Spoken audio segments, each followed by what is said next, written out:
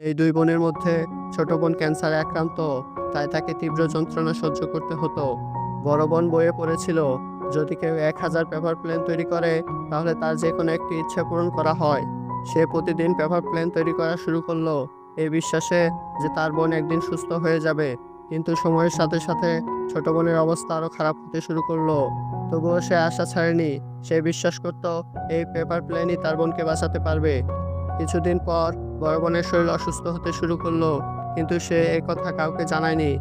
একদিন যখন ছোট বোন ওষুধ নিচ্ছিল, বড় বোন কাশতে শুরু করে এবং কাশির সাথে রক্ত আসতে শুরু করে।